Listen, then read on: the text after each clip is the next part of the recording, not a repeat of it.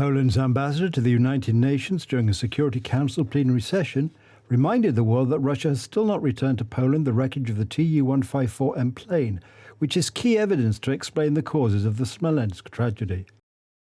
I call on Russia to release the missing evidence, to return the wreckage of the plane that belongs to Poland under international law, and to allow Polish investigators to work to clarify all the circumstances that led to the crash so special to the tragic history of our region. If this evidence had been in Poland, then perhaps the investigation of this case would have been completed, and the theses of one or other commission would have been confirmed. At the moment, we cannot say this with certainty because the evidence is not there. In response to an appeal by the Polish ambassador to the United Nations, representatives of the Kremlin regime have issued a letter in which they repeat the Smolensk lies. The Russians cite the MAK report and the Miller Commission report, which duplicates the same theses. In addition, they also cite statements made by the then-President Bronisław Komorowski and the actions of Donald Tusk's government.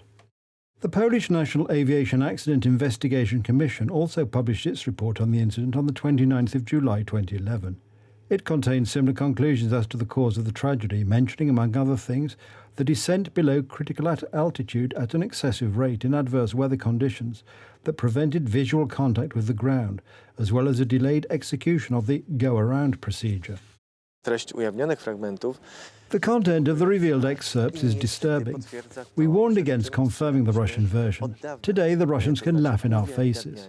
They can quote excerpts on the Miller Commission, quote former President Komorowski, just to avoid giving Poland the wreckage. On the 17th of April, the head of the Smolensk subcommittee, Antony Macierewicz, filed a notice to the prosecutor's office on suspicion of a crime involving the assassination of President Lech Kaczynski and the murder of the other 95 people. The notice indicated that there is a well-founded fear that the installation of explosives was carried out on Russian territory by a Russian citizen and inspired by an organ of the Russian Federation. Where is the prosecutor's office? Where is Minister Ziobro? Where are the trials and the individuals convicted? There are none of these. All we have is costs and a topic for pre-election propaganda in which the opposition will be implicated. All the actions that were taken by the government of the day were actually taken under Russian dictates. There was no attempt whatsoever to create pressure, including international pressure, so that the wreckage evidence would be made available to us and so that we could conduct an investigation. On the 9th of May, the Russian regime celebrates Victory Day. The Russian ambassador to Poland unsuccessfully tried to lay a wreath at the mausoleum of Soviet soldiers in Warsaw. The entrance to the cemetery was blocked by activists.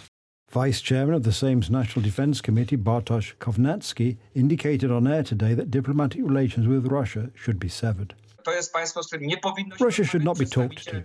Representatives of this nation will not change their power and should be isolated. They should be ostracized. This country should not be allowed to do business through its various kinds of agents of influence or people not directly connected with the services, but nevertheless coming from this state. Last Friday, the Russian ambassador was summoned to the foreign ministry over statements made on a propaganda channel on Russian television. They called for the assassination of the Polish ambassador in Moscow.